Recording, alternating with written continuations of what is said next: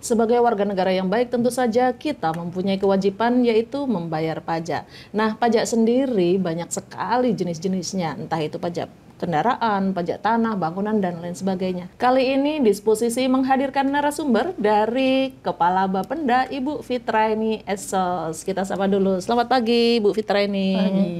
Bu, apa kabarnya? Alhamdulillah sehat. Iya, Bu, kita dari Kominfo ya, Bu, dari podcast Disposisi khususnya kita mau bincang-bincang nih tentang pajak gitu. Kita mau kepoin apa saja sih jenis-jenisnya pajak, kemudian bagaimana mekanisme pemungutan pajak kepada masyarakat, kemudian mungkin bisa dijelaskan nanti seperti apa pencapaian atau perolehan pajak di Kabupaten Nunukan pada tahun lalu serta harapan-harapan atau target di tahun ini gitu ya, Bu ya. Baik, Mbak Rat, terkait masalah pajak sih sebenarnya kita di Kabupaten Nunukan ini ya alhamdulillah target tahun lalu ya sudah tercapai. Akan tetapi mungkin sebelum saya masuk ke target yang tahun lalu, mungkin di hari ini kita bisa melihat juga bahwasanya apa yang Mbak Ara tadi sampaikan bahwa jenis pajak yang memang kita perlu pengetahuan juga sih ke masyarakat. Bahwasanya itu pajak itu bukan hanya pajak daerah saja, akan tetapi kan ada yang namanya pajak pusat, ada pajak provinsi, ada pajak daerah itu sendiri. Nah, kembali kita secara aturan sih sebenarnya, apalagi sekarang ini sudah ada Undang-Undang 1 tahun 2022 tentang hubungan pemerintah pusat dan pemerintah daerah yang harus kita turunkan ke dalam peraturan daerah Kabupaten Nunukan, dan alhamdulillah pada tanggal 4 Januari tahun 2024, Perda nomor 1 tahun 2024 tentang pajak daerah dan retribusi daerah sudah disahkan. Oh gitu, jadi semakin kuat dasarnya Bu ya dalam pemungutan pajak maupun retribusi daerah di Kabupaten Nunukan. Betul. Iya. Nah, terkait dengan apa yang menjadi kewenangannya kita itu sebenarnya ada 9 jenis kalau untuk pajak daerah. Kemudian ada 3 untuk retribusi. Kemudian dari sisi pajak daerah sendiri itu sebenarnya memang kalau kita melihat dari undang-undang sebelumnya yaitu Undang-Undang 28 2009 tidak banyak yang berubah. Yang berubah itu hanya sebenarnya nama saja. Oh, nomenklaturnya ya Bu ya. Nama yang berubah karena di undang-undang yang lama sebenarnya itu terpisah jenis pajak itu ada 11. Di Undang-Undang 1, nah ya kita turunkan di Undang-Undang 1 itu 9. Akan tetapi ini sebenarnya mengakomodir semua. Bukan berarti bahwa ada yang dihilangkan. Tidak ada. Sebenarnya ada yang dihilangkan. Hanya nama yang berubah. Ganti baju aja ya Bu ya. Ya, betul. Tapi esensinya tetap sama. Esensinya tetap sama dan penarikannya juga sebenarnya tetap sama. Metode penarikannya sama. Kan tetapi memang ada sih untuk kenaikan. Kenaikan sebenarnya ada. Nah, yang dari 11 sebenarnya tadi ini, 11 jenis pajak tadi itu, contoh kayak PBB P2 itu tetap sama. Jadi sebenarnya kalau berbicara masalah pajak daerah ini, kita ada yang namanya self assessment, ada yang ofisial. Oh, dari 9 ini tadi? Dari 9 ini tadi. Jadi yang self assessment itu dalam hal ini, itu pajak itu sebenarnya dihitung, dibayar, dan dilaporkan sendiri oleh wajib pajaknya. Itu contohnya apa itu? Itu kalau yang self assessment ini itu BPHTB, nah, itu biaya perolehan tanah dan bangunan, kemudian makan minum. Oh iya. Jadi yang sebelumnya pajak restoran, sekarang namanya pajak makan minum atau minuman. Jadi ini tadi yang sebelumnya pajak restoran, pajak hotel, kemudian PPJ, kemudian pajak parkir, kemudian pajak hiburan, ini jadi satu sekarang. Oh, Ini yang menjadi. dikemas jadi PBJT, pajak barang jasa tertentu. Oh, pajak barang jasa tertentu sudah meliputi makan minum, hiburan, Ya, parkir. parkir Ya, ya. dan kesenian dan hiburan. Dan kesenian hiburan. Oke. Nah, siap. ini yang sifatnya self assessment. Jadi masyarakat atau wajib pajak yang menghitung sendiri pajaknya, laporkan kemudian membayarkan. Secara Itu, mandiri ya, Bu ya. secara mandiri. Oke. Kemudian yang masuk dalam ofisial itu penetapan bupati itu seperti PBB, PBB P2, pajak bumi dan bangunan, perdesaan dan perkotaan. Kemudian pajak reklame. Oh, iya ya. Tuh. Kemudian pajak ini air tanah. Air tanah. Oke. Air tanah.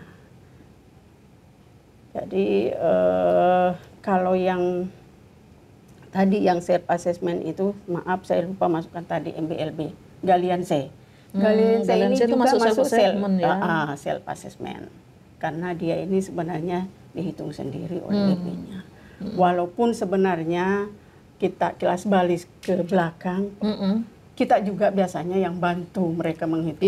Iya, Karena ini kan penghitungannya ada ya. rumus-rumus sebenarnya, koefisien, apa Iya, segala iya. itu. Ya mungkin terkadang mereka tidak paham. Iya, terkait orang-orang dengan masih itu. awam ya, Bu ya, benar. Jadi kalau kita itu bantu hitungkan. Bantu Nanti hitungkan. setelah itu terkadang juga mereka ada yang hitung sendiri, tapi kita hitung juga. Jadi ya ada supaya cross checknya. ada kita cross check ulang, Benar-benar. jangan sampai nanti ada selisih perhitungan Betul, di betul. situ. Bukan apa, karena selisih perhitungan di situ kan jangan sampai kita dianggap ini merugikan keuangan Betul, negara, betul, gitu kan. betul. Iya, iya, iya.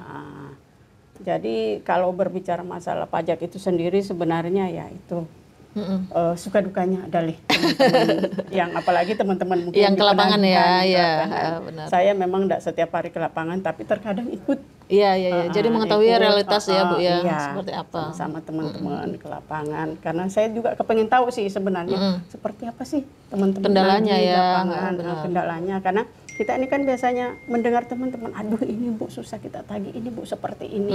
Nah, jadi saya coba juga, ayo coba kita turun sama-sama. Seperti apa sih mereka, keluhan mereka, apa segala. Iya, teman-teman di lapangan ya. Nah, kemudian tadi kan Ibu sudah sampaikan bahwa ada namanya self assessment dan juga official.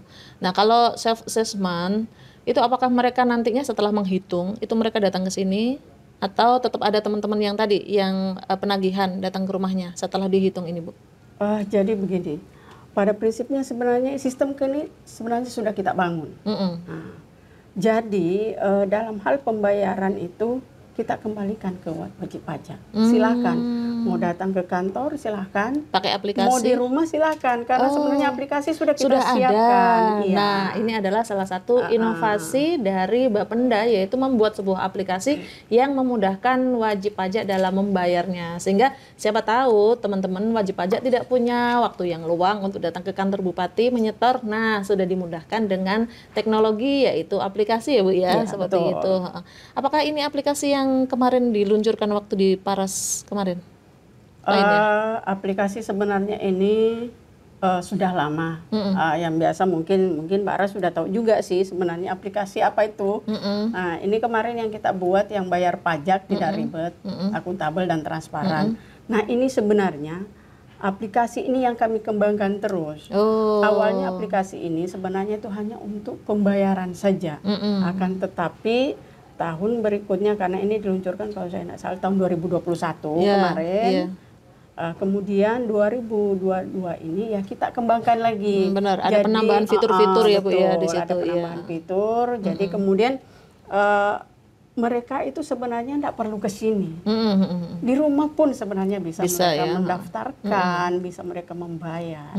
Dan juga Karena mengecek bisa gitu mengecek, ya, status apa seperti apa itu ya, ya. betul. Status ini berapa total pembayarannya yang harus dibayarkan, itu mereka sudah bisa cek sendiri. Dan di aplikasi kita itu mereka sudah punya user masing-masing. Nah, Dan itu yang membuat user mereka sendiri. Oh, mereka sendiri. Iya, jadi itu yang tahu usernya itu ya mereka sendiri. Oh, gitu. Kami itu nggak tahu Nggak usernya tahu ya. WP. Iya. Jadi wajib pajak sudah punya akun sendiri, daftar sendiri di situ, bayar langsung di situ. Betul. Oke. Nah, inilah salah satu kemudahan kita ya kalau dibantu dengan teknologi ya, Bu Iya, ya. betul. Jadi mungkin teman-teman hanya memantau aja seperti apa di lapangan, atau misalkan ada macet-macet pajak gitu ya, itu yang didatangi ya sama teman-teman penagihan. Betul. Cuman ya itulah yang namanya masyarakat itu kayaknya mereka selalu mau dilayani. Oh iya iya iya iya. Kami melihatnya itu seperti itu. Karena sebenarnya aplikasi mereka sudah kita Sudah kasih ada, tahu, iya. terus kita sudah sering Sosialisasi, benar. Bahkan kalau teman-teman ke lapangan itu kita pendekatan sama mereka face to face apa segala sama mereka, kita ajarin. Jadi setiap teman-teman turun ke lapangan itu diajarin. Begini loh cara penggunaannya. Karena terkadang ya biasalah mereka lupa. Maaf Pak, maaf Bu, kami lupa lagi nggak tahu cara caranya. loginnya, ya Ibu ya. Jadi mereka buat seperti itu. Jadi artinya upaya-upaya sudah banyak dilakukan oleh teman-teman dari Bapenda begitu ya Bu ya. Kan tetapi ya tidak kita ndak ini juga teman-teman itu tetap turun juga ke lapangan karena itu tadi ya namanya masyarakat ya biasa itu macam-macam ya Bu ya. Betul. Jadi karakteristiknya mereka itu macam-macam. Ada yang mau bayar kalau kita datang, kita datangi. Ayo Pak Bu, sudah aplikasinya sudah ada. Karena ini satu, kita ini kan sudah kerjasama nih dengan Bangkal Timtara. Memang kita kerjasama itu sama Bangkal Timtara saja. Karena itu sebagai bank persepsi. Jadi aplikasi yang sudah kita siapkan itu sudah terintegrasi dengan Bangkal Timtara. Dan sebenarnya kanal-kanal pembayaran itu sudah banyak yang kita siapkan. Kemarin saya dengar pakai kris juga Bu ya, sudah pakai kris juga. Artinya kalau kris kan semua bank bisa gitu ya Bu ya. Betul.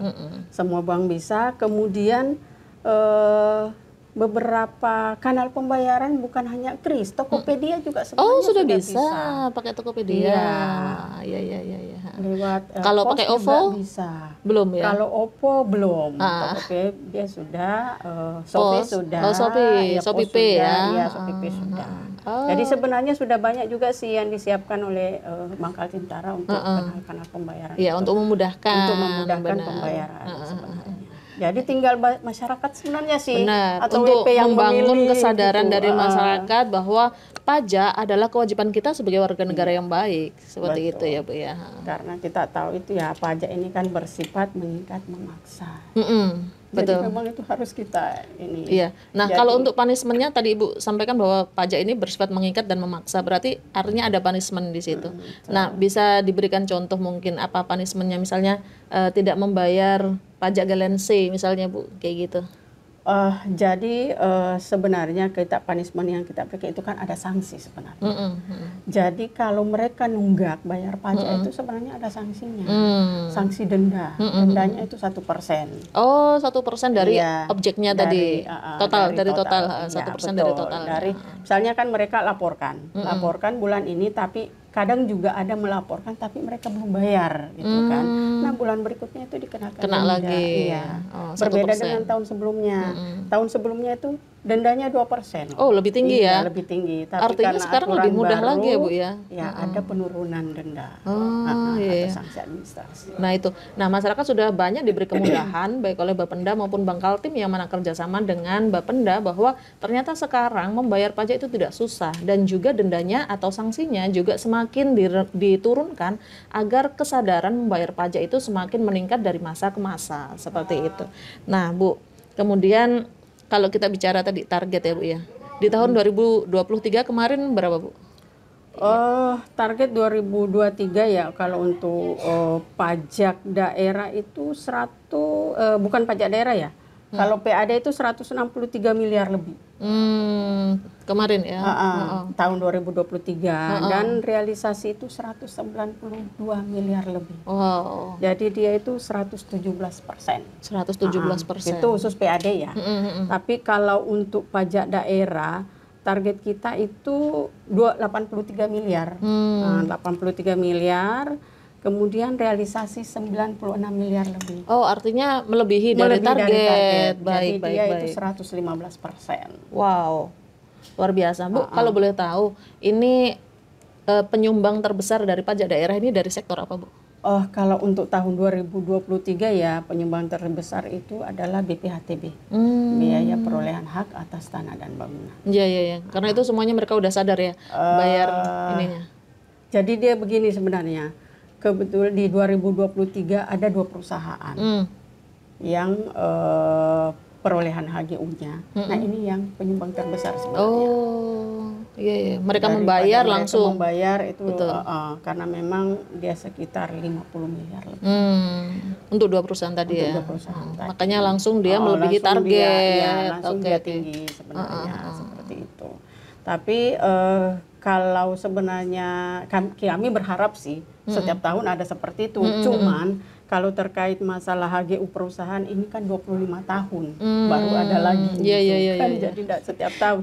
Jadi tidak bisa diprediksi ya, Bu, ya. Tidak bisa diprediksi sebenarnya. Cuman ya itulah tadi ya bagaimana caranya supaya nanti ini kita bisa mengambil bukan dari perusahaannya Betul, gitu betul, kan, betul. tapi mungkin Dari sektor-sektor ada lainnya jual ya. beli gitu kan. Nah, dari jual beli inilah yang akan kita Mendongkrak. coba mendongkrak supaya ini juga bisa mendongkrak PAD kita ataupun khususnya di sektor BPHTB itu. Iya, iya, iya, iya. Kalau untuk masyarakat sendiri seperti apa, Bu, biasanya? Apakah mereka rutin aja selama ini penyetoran pajaknya, yang pajak bangunan, bumi bangunan? Kalau untuk PBB ya ada juga sih juga yang nunggak. Banyak juga sih yang nunggak, tapi ya alhamdulillah kalau untuk tahun 2023 ya kita capaian di 2,9 miliar. Dari target kami itu 2,3. Jadi naik 5. Jadi dia naik sekitar 500-an lah. Iya, 500. Kemarin. Berarti itu udah luar biasa, Bu, ya. Kinerja teman-teman penagihan semuanya berkoordinasi sehingga menghasilkan PAD atau target-target yang terpenuhi, begitu ya, Bu, ya. Jadi alhamdulillah sebenarnya untuk di tahun 2023 yang kami targetkan itu terpenuhi. Sebenarnya ya kita nih sebenarnya mau lebih dari itu sebenarnya. Contoh mungkin ini ya dari pajak restoran yang sekarang ya pajak nih minuman atau makanan gitu kan, karena itu sebenarnya kan yang membayar ini adalah konsumen. Iya, konsumen, bukan yang pemilik usaha gitu. Jadi sebenarnya kalau yang terkait dengan hal-hal ini ya itulah sebenarnya tadi tidak ada kendala ya, Bu, ya harusnya. Iya, dan pemilik usaha tidak dirugikan sebenarnya. Betul. Pemilik usaha tidak dirugikan. Cuman ya itulah tadi pemilik usaha ini selalu dengan alasannya bahwa pelanggan saya akan lari, nanti kabur gitu. Karena totalnya lebih lagi, akan lebih dibanding biasanya yang biasanya mungkin ayam lalap 25.000 gitu setelah ada pajak mau hampir 30 gitu betul. Ya benar. Nah, kalau untuk yang pajak restoran, Ibu, apakah ada kriteria restoran atau tempat makan tertentu yang dikenakan pajak? Sementara kan kita lihat bahwa di Nunukan ini kan banyak sekali ya, banyak sekali penjual kuliner gitu. Kemudian tidak kurang-kurang juga yang berjualan secara online. Apakah mereka juga merupakan objek pajak? Kalau di Nunukan sebenarnya itu mereka semua objek pajak. Termasuk yang online ya, Bu, ya? Yang online ini yang susah kita ini sebenarnya. Iya. Kita ini kan kalau yang online karena kita ini tidak tahu, mereka tidak daftar, terus mereka tidak tahu kita ini usahanya apa gitu kan. Dan ini siapa itu kan orangnya. Karena beda sama yang punya tempat sendiri, punya ruangan sendiri. Karena itu memang dengan kasih lebih mudah diidentifikasi ya. Identifikasinya lebih mudah dan lebih jelas gitu kan. Nah, kemudian sebenarnya itu kembali lagi sih sebenarnya ke pelaku usahanya. Jadi kami sebenarnya selalu menyampaikan pada saat kami sosialisasi ya, termasuk yang kami kemarin sosialisasi hari Selasa desain cafe ya. Iya betul. Nah, itu kami himbau, kami sampaikan sama mereka bahwa sebenarnya itu jangan takut gitu kan pelanggan akan lari. Karena kalau semua sebenarnya pelaku usaha di Nunukan ini menerapkan kompak ya, Bu, ya. Nah itu tidak akan lari pelanggan tidak akan lari. Yang namanya kita nih pelanggan ya konsumen sudah tahu konsekuensinya akan ada pajak di situ. Terus kita ini tahu nih ini lidah kita cocoknya di mana pada saat kita makan di tempat si A misalnya kan di warung. Nah kita kayaknya nih lidah saya cocok deh dengan ini. Pasti walaupun kita akan walaupun nanti ada pajak di situ ya tetap betul, kembali lagi ke situ. Ya namanya kita konsumen itu kan rasanya betul iya benar. Nah, nantinya kalau sudah terbangun ini kesadaran dari masyarakat Nunukan bahwa semua pemilik usaha ini ada pajaknya, maka mereka tidak akan pilih-pilih lagi tempat makan. Mau makan di A, B, C atau Z, mereka tetap akan dikenakan kewajiban membayar pajak makanan ataupun minuman. Seperti itu, Bu, ya. Kedepannya harapannya ya, Bu, ya. Harapannya kami seperti itu. Dan kami sebenarnya juga menyampaikan juga sama teman-teman pariwisata kemarin bahwasanya boleh enggak mereka mengakomodir untuk membentuk atau mengkoordinir untuk membentuk ini semacam asosiasi gitu, asosiasi terkait pengusaha hotel dan restoran. Oh iya, biar lebih gampang. Supaya lebih gampang. Ada yang identifikasinya ya Bu ya. di situ. Jadi kalau misalnya ada hal-hal yang mereka bisa diskusikan di situ, di dalam ininya sebenarnya. Nah kalau selama ini apakah hotel aja seperti penginapan gitu juga tetap kena Bu ya? Kena semuanya. Oh kena semuanya. Jadi bukan hanya hotel tapi penginapan juga sebenarnya ya. villa juga kena. Oh iya.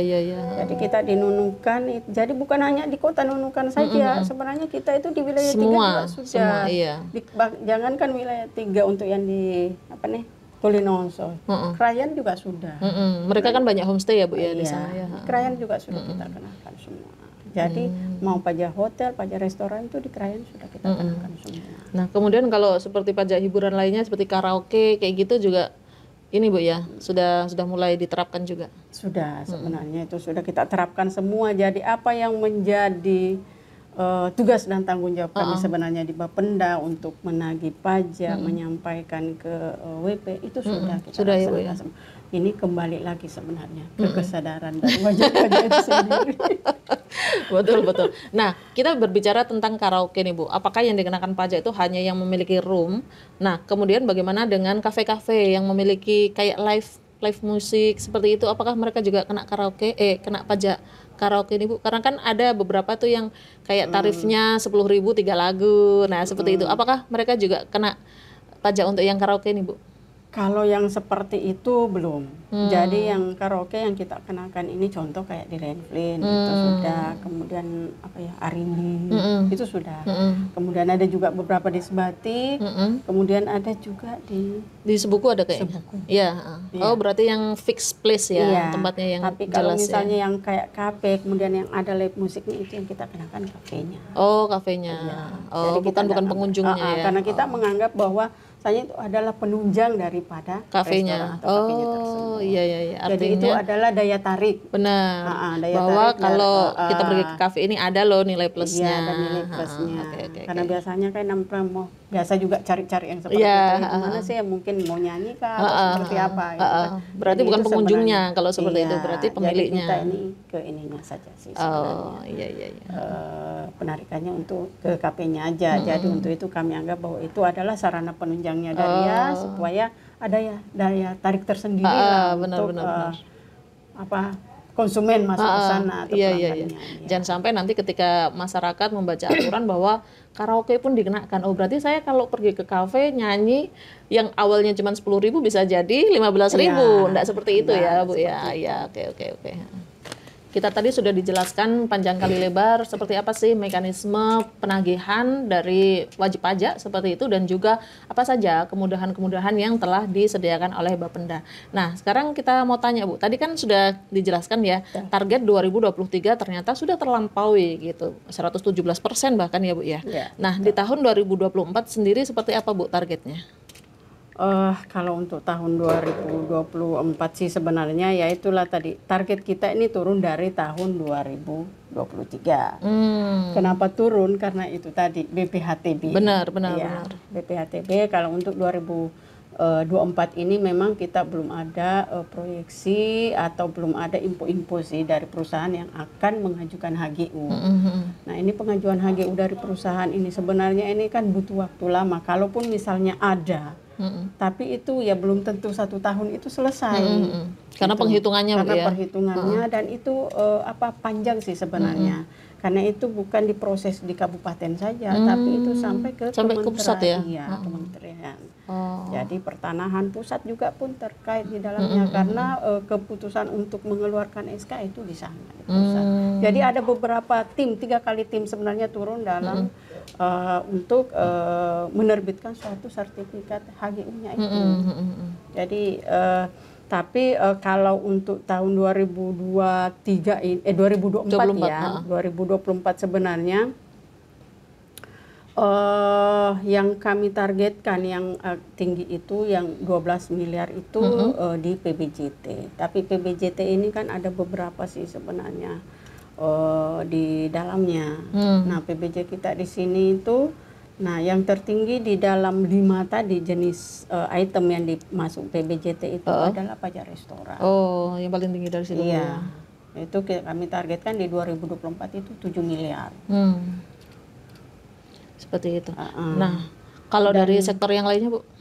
Kalau dari sektor lain sebenarnya kalau dari PBJT yang agak tinggi juga itu ini jasa tenaga listrik. Nah, tenaga listrik ini ya yang sebelumnya itu adalah PPJ.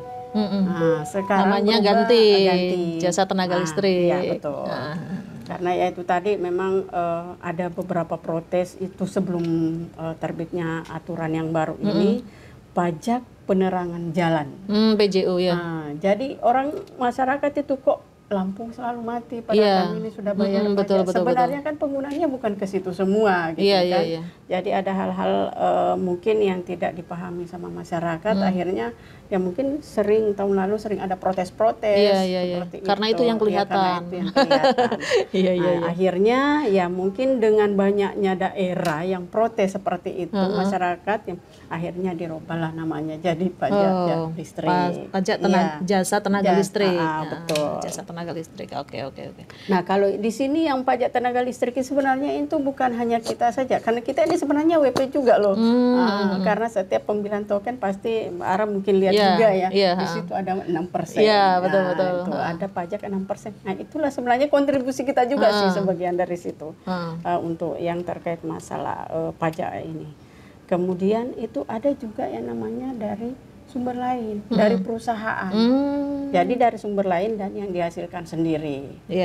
Jadi ada pajak juga yang dibayarkan oleh perusahaan-perusahaan ini yang menggunakan genset. Oh, pakai genset juga kena ya, Bu ya? Iya, karena itu kan dia menghasilkan listrik. Dia menghasilkan listrik dan dia gunakan sebenarnya dalam untuk penarikan turbinnya mereka pada saat mereka ini mungkin yang kayak sawit.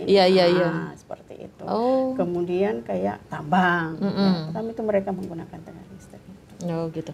Nah kemudian Bu, kalau seperti rumput laut, apakah itu ada pajaknya, Bu? Kalau untuk rumput laut, sebenarnya ini greget juga kami, cuman ya itulah sampai hari ini itu belum bisa kami karena aturannya memang belum. Ini sebenarnya kalau terkait masalah rumput laut ya pernah kami menjurat itu ke kementerian bagaimana caranya supaya ini bisa masuk. Iya, masuk ke PAD ya, Bu ya. Tapi itu sampai terbit aturan yang baru belum terakomodir. Tidak terakomodir juga. Jadi sebenarnya kami sudah tanya-tanya juga di beberapa daerah yang penghasil rumput laut. Ternyata dia bilang, ya mau gimana lagi kita ini? Tidak ada, belum ada cantolan. Karena undang-undangnya close. Seandainya misalnya undang-undangnya ini open, nah bisa kita mungkin ya bagaimana caranya kita menambahkan potensi yang ada di daerah kita. Karena ini kan tidak semua daerah punya potensi seperti ini. Akan tetapi aturan sudah close list, ya sudah. Mau gimana lagi? Mungkin kedepannya ya, Bu ya. Gimana lagi kita maunya sih seperti itu karena apa? Ini kan rumput laut ini besar. Luar biasa. Tapi itu tadi belum masuk objek pajak ya. Belum masuk objek pajak dan belum masuk objek retribusi. Nah, kembali lagi Ibu tadi sampaikan bahwa terkait retribusi. Nah, di awal tadi juga sudah Ibu sampaikan bahwa ada 3 jenis retribusi yang masuk di ranahnya Bapenda. Apa aja itu, Bu? 3 retribusi itu? Sebenarnya itu tidak masuk di ranahnya Bapenda. Jadi itu kembali ke OPD masing-masing, OPD teknis. Cuman ada satu retribusi yang kami tarik karena ya memang tidak ditarik oleh teman-teman di OPD teknis. Jadi pemakaian kekayaan daerah. Oh, pemakaian kekayaan daerah. Jadi retribusi pemakaian kekayaan daerah itu ditarik sama teman-teman Bapenda. Contoh mungkin yang di Barak. Nah, itu pemakaian kekayaan daerah. Kemudian rumah dinas. Oh iya. Yang di depan itu, yang depan KPN itu juga kita tarik. Dan memang aturannya juga sudah jelas. Kemudian seperti Videotron juga kali ya, Bu? Videotron iya, karena itu sudah masuk di ini semua. Kekayaan daerah ya. Kemudian sebenarnya yang retribusi ini yang jasa usaha itu kan teman-teman yang di pengampu ada Dishub, ada jasa parkir ya. Kalau di Dishub itu parkir retribusi parkir tepi jalan umum dan retribusi parkir khusus. Kemudian kepelabuhanan, jasa kepelabuhanan. masuk di Dishub ya itu. Iya, masuk di Dishub. Ya, terkait masalah kepelabuhanan itu semua itu sebenarnya itu kan banyak item-itemnya sih sebenarnya, tapi itu ada ranahnya teman-teman di Dinas Perhubungan. Kemudian sekarang kita ini masih ada jasa pelayanan kesehatan, itu puskesmas. Iya. Nah, itu diampu oleh teman-teman di puskesmas masing-masing dan dikoordinir oleh Dinas Kesehatan. Dinkes, Iya. oke. Kemudian ada pariwisata juga ya Bu Kemudian ya. pariwisata ada juga terkait masalah retribusi olahraga. Retribusi. Rekreasi Kalau untuk dan masuk, olahraga, kalau untuk gitu kan. masuk ke tempat wisatanya, masuk juga ya? Masuk. Retribusinya ya. Sudah teman-teman di pariwisata sudah ya. sudah narik juga itu. Terutama kalau tidak salah Binusan katanya sudah mereka aplikasikan itu. Kemudian Sama yang mangrove ya. Mangrove. Kemudian sebenarnya kayak GOR itu sudah juga ditarik sama teman-teman pariwisata. Jadi di regulasi kita itu sebenarnya sudah ada semua di situ. Nilai nominal retribusinya apa sudah semua masuk di situ. Kemudian retribusi perizinan tertentu. Perizinan tertentu. Nah, perizinan tertentu Mencakup kemarin apa ini itu, Bu? kan itu ada IMB, tapi sekarang kan berubah nama juga. Nah, bukan IMB lagi, tapi sekarang itu persetujuan bangunan gedung. Oh, persetujuan bangunan gedung. Iya. Nah, di sini sebenarnya persetujuan bangunan gedung kalau di perizinan itu hanya mengeluarkan izinnya saja. Tapi proses awal pemberkasan itu di Dinas Di PU. Bapenda. Bukan, Oke, di PU. Iya. Karena itu ada konsultan bangunan apa semua di situ. Jadi sebelum keluar izin Harus PU dulu yang turun. Iya. Nanti jadi eksekusi akhirnya terbit persetujuan bangunannya baru di perizinan. Setelah itu baru bayar pajaknya ke setelah itu Bapenda. baru bayar retribusinya. Retribusi, maaf, bukan pajak. Iya. Nah, kemudian dari yang dihasilkan Ibu, sekian miliar apa segala macam, kira-kira manfaatnya untuk masyarakat di Kabupaten Nunukan apa, Bu? Kalau kita berbicara masalah manfaat ini sebenarnya kalau untuk sisi pajak itu sendiri ya, memang tidak langsung ke pribadi masing-masing. Akan tetapi itu sebenarnya arahnya ke pembangunan. Oh iya. Jadi untuk pemerataan pembangunan sebenarnya. Iya. Jadi manfaat dari pajak itu untuk pemerataan pembangunan. Apa yang kita bayarkan sebenarnya itu ya kita nikmati kembali sebenarnya. Betul, seperti perbaikan jalan, apa tapi segala bukan macam. individu yang menikmati. Sebenarnya ya kita menikmati bersama lah perbaikan jalan, mungkin ada bangunan sekolah, kemudian puskesmas, rumah sakit. Nah di sini sebenarnya ini pemerintah itu membaginya itu yaitu dari penghasilan pajak kita itu. Makanya kami selalu menyampaikan bahwa sebenarnya pajak ini itu bukan untuk Pribadi pemerintah, dinas, iya. pribadi Apalagi pemerintah. kepala dinas. Apalagi kalau kami ini kan satu tadi kami bagaimana caranya supaya kami tidak bersentuhan dengan uang. Iya. Makanya itulah kami bangun tadi ya namanya aplikasi tadi. Jadi silakan bayar sendiri, hitung sendiri, benar. bayar Dikhawatirkan sendiri. nanti terjadinya pungli ya Bu ya. Betul. Jadi kami sampaikan seperti itu, silakan. Kalau sudah seperti itu kan transparan ya Bu ya, penghitungannya betul. berapa, kamu bayar sendiri juga, seperti apa gitu. Kembali sebenarnya ke kesadarannya mereka dan kedua kejujuran Betul. dari BP itu sendiri. Karena kalau menghitung sendiri kan Bu ya bisa jadi misalnya Dikurang-kurangin. betul. Harusnya pajaknya 20.000 ya cuman ya 15.000 lah gitu.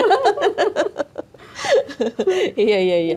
Artinya manfaat dari pajak yang telah dihasilkan di pemerintah daerah Kabupaten Nunukan sebenarnya kembali lagi ke masyarakat itu sendiri. Betul. Seperti sudah disampaikan oleh Ibu Fitra ini tadi bahwa berupa perbaikan jalan, pembangunan sarana prasarana umum seperti itu. Tetapi kembali lagi bahwa tetap kita harus memiliki kesadaran membayar pajak gitu. Agar apa? Agar pembangunan di Kabupaten Nunukan ini mencapai target seperti itu ya Bu ya. Betul. Karena ya itu tadi kontribusi dari kita sebenarnya ini sebagai wajib pajak itu sangat besar. Sangat besar kontribusi kita terhadap pembangunan, bagaimana caranya kita membangun daerah kita kalau kita sendiri ya. Enggan ya, malas-malasan. Bayar pajak. Jadi ya kalau kita rajin atau memenuhi kewajiban kita membayar pajak, ya itu kan pasti juga pemerintah itu enak itu dalam merencanakan pembangunan. Betul, gitu. karena ada sudah uangnya. Karena uangnya sudah ada, jadi hitungannya sudah jelas. Itu. Benar. Oh ini kami harus membuat seperti ini karena ada uangnya sekian. Oh ini lagi yang akan kita perbaiki dengan uangnya sekian. Karena pajak sebenarnya ini yang sudah kita bayarkan itu dengan berbagai macam metode dan cara pembayarannya, kemudian dari beberapa jenis ini itu sebenarnya peruntukannya sudah jelas. Sekian persen misalnya untuk pembangunan ini, infrastruktur, sekian persen untuk misalnya kesehatan, sekian persen untuk pendidikan. Nah, ini sebenarnya sudah dipolakan, sudah dipeta-petakan. Iya. Nah, kembali lagi bagaimana cara kita membangun mindset bahwa ini memang penting loh membayar pajak, bukan hanya sekedar gugur kewajiban, tetapi manfaat yang akan kita peroleh ke depannya itu yang harus kembali lagi sama-sama kita pikirkan. Nah, sebagai Kepala Bapenda nih Bu Fitra, bagaimana sih harapan Ibu terhadap wajib pajak khususnya di Kabupaten Nunukan? Terkait dengan harapan kami sebenarnya terkait dalam hal pembayaran pajak ini khususnya ke wajib pajak, karena sebenarnya kami juga ini adalah wajib pajak ya. Kita sendiri adalah wajib pajak itu ya, kalau kami sebenarnya itu marilah kita peduli. Kata kunci bahwasanya marilah kita peduli dan bersatu untuk keberhasilan pembangunan kita di Kabupaten Nunukan. Karena apa? Sebagai masyarakat yang bijak sebenarnya kita harus turut serta dalam membangun daerah yang kita bijak sebenarnya. Karena ya janganlah kita membangun mungkin ya daerahnya orang sementara kita ini mencari uang nafkahnya di sini. Iya, bayar pajaknya di daerah lain. Di daerah gitu. lain. Memang ada juga sih yang mungkin pajak asetnya di sana. Asetnya di sana ya mungkin so kan tidak ada masalah, silakan bayar pajaknya di sana karena asetnya di sana. Tapi kalau memang harapannya kita itu ayolah kita sama-sama membangun Kabupaten Nunukan di mana kita mencari nafkah. Karena apa tadi pajak ini sebenarnya adalah sesuatu yang yang tidak merugikan masyarakat itu sebenarnya. Benar. Dia tidak merugikan sebenarnya kita. Bahkan sebenarnya pajak ini yang membantu kita. Karena dalam apa? Kenapa saya mengatakan bahwa pajak ini membantu kita? Yaitu tadi jalanan bagus sebenarnya itu kan berarti membantu kita, yang menikmati juga kita. Yang menikmati kita. Karena apa?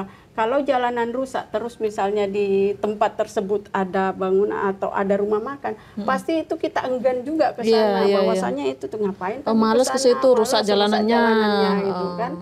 Nah, kemudian sebenarnya yang apa yang menjadi dilema kita selama ini ya itu tadi rasa ketakutannya mereka sih sebenarnya.